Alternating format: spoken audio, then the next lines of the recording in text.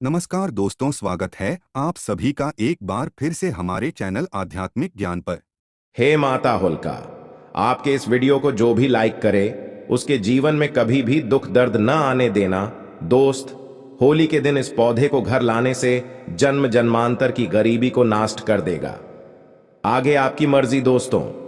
हिंदू पंचांग के अनुसार फाल्गुन मास पूर्णिमा को होली का दहन और इसके अगले दिन होली मनाई जाती है। इस साल फाल्गुन पूर्णिमा तिथि 24 मार्च को सुबह 9:64 से शुरू होगी। वहीं इस तिथि का समापन अगले दिन यानी 25 मार्च को दोपहर 12:29 पर होगा। होली का दहन कब है? 24 मार्च को होली का दहन है। इस दिन होली का दहन के लिए शुभ मुहूर्त देर रात 11:01 से लेकर 12:27 तक है। ऐसे में होली का दहन के लिए आपको कुल 1 घंटे 14 मिनट का समय मिलेगा। दोस्तों, कब है होली और रंग कब खेला जाएगा? रंग वाली होली कब खेली जाएगी? देखिए, होलिका के अगले दिन होली मनाई जाती है, इसीलिए इस साल 25 मार्च को होली है। इस दिन देश भर में धूमधाम से रंगों वाली होली मनाई जाएगी। लेकिन याद रहे, इस दिन ग्रहण भी पड़ रहा है दोस्तों। होली पर ग्रहण का साया हिंदू पंचांग के अनुसार होली का त्योहार हर वर्ष फाल्गुन मास की पूर्णिमा तिथि की रात में आरंभ होता है। इस दौरान होली का दहन किया जाता है और उसके अगले दिन रंगों से होली खेली जाती है। इस वर्ष 24 मार्च को होली का दहन किया जाएगा और 25 मार्च को होली खेली जाएगी। होली के दिन यानी 25 मार्च को साल का पहला चंद्र ग्रहण लग रहा है, जो भारतीय समय अनुसार सुबह 10:02 से शुरू होगा और दोपहर 3:02 पर समाप्त होगा। हालांकि उपछाया होने की वजह से यह भारत में दिखाई नहीं देगा, जिसके कारण यहां सूतक काल मान्य नहीं होगा। अब जब सूतक काल मान्य नहीं होगा तो दिल खोलकर होली मनाएं। आप कोई भी कार्य कर सकते हैं। भारत में इस चंद्र ग्रहण का कोई भी फर्क नहीं पड़ेगा। होली जमकर मनाएं। जय श्री राम। भगवान का नाम लेकर होली खेले, आपके ऊपर कभी नहीं लगेगा।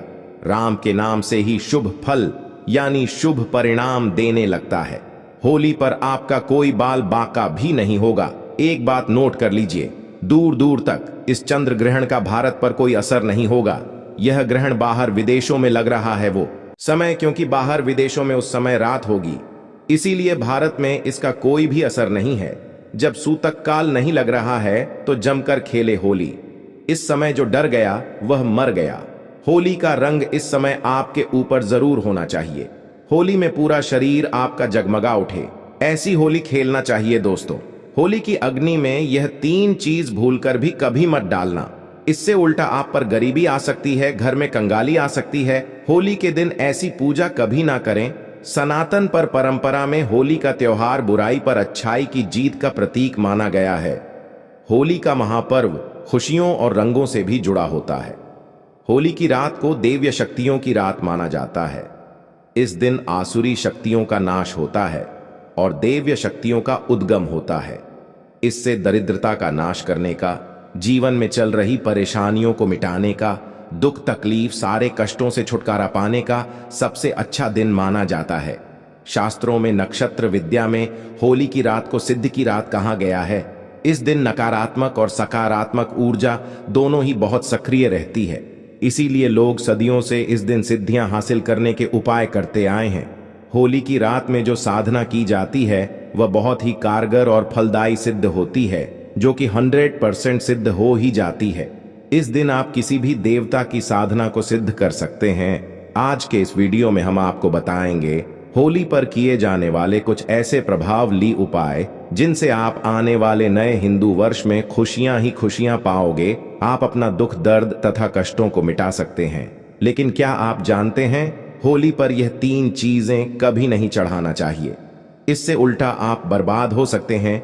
वीडियो को अंत तक जरूर देखना। दोस्तों, आगे बढ़ने से पहले कमेंट बॉक्स में जरूर लिखें जय माता दी और हमारे चैनल को सब्सक्राइब करके इस बेल आइकन को जरूर दबाइए। दोस्तों, शास्त्रों के अनुसार माना जाता है कि होलिका दहन पर होली की अग्नि में टूटा हुआ गन्ना नहीं अर्पित करना चाहिए, ना ही खराब गन्ना अर्पित करना चाहिए।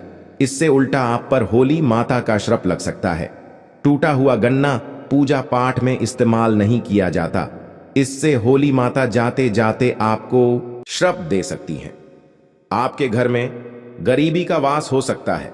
शास्त्रों में माना जाता है कि जब होली का दहन होता है तब होली की अग्नि में पवित्र चीजों को ही डालना चाहिए।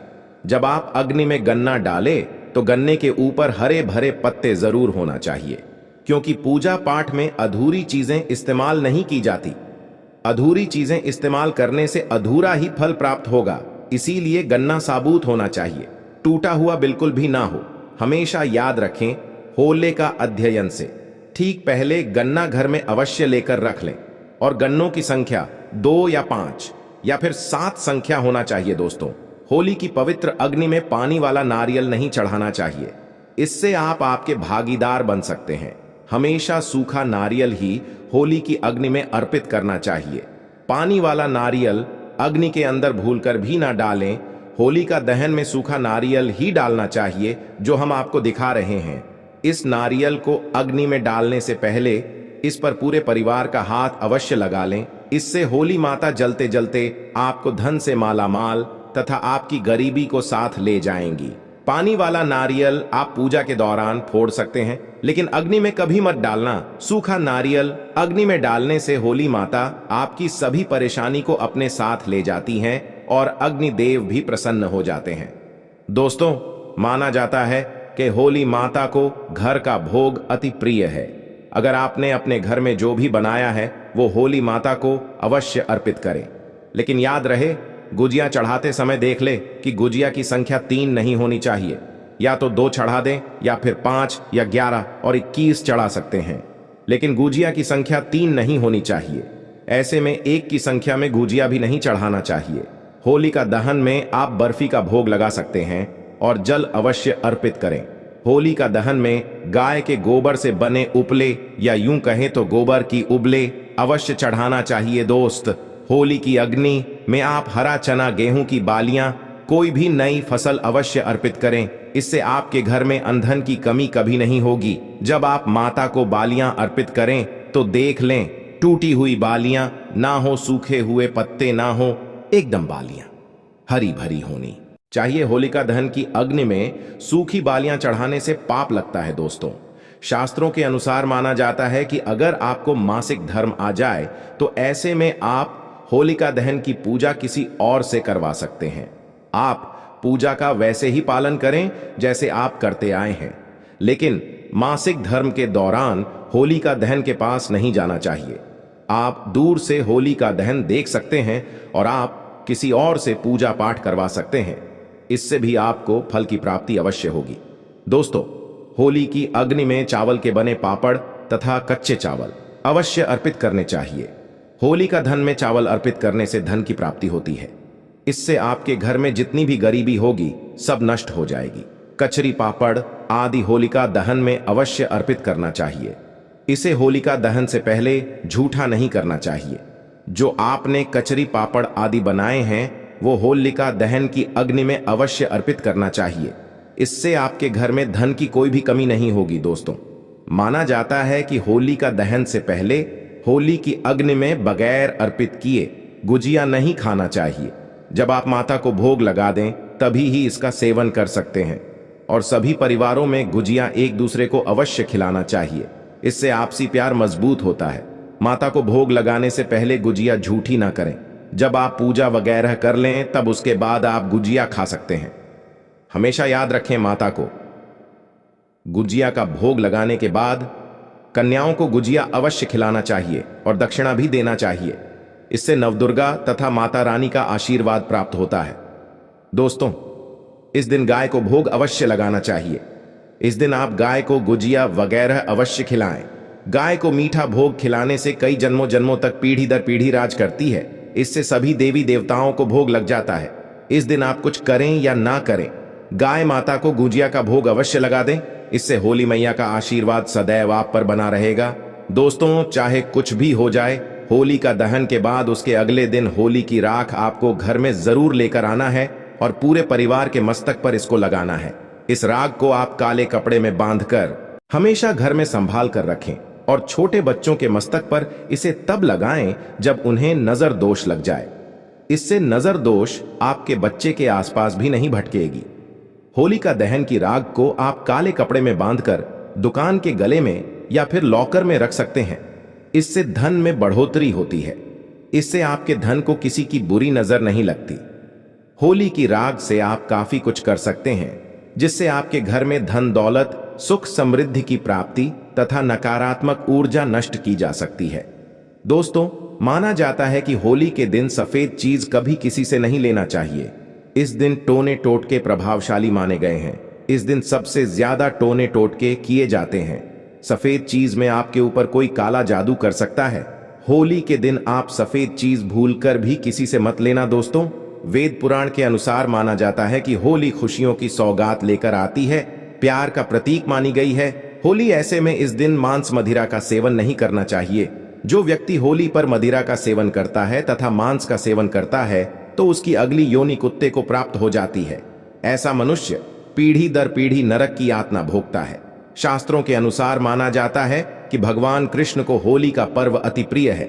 इसीलिए इस दिन कोई भी ऐसा कार्य नहीं करना चाहिए जिससे भगवान कृष्ण क्रोधित हो जाएं।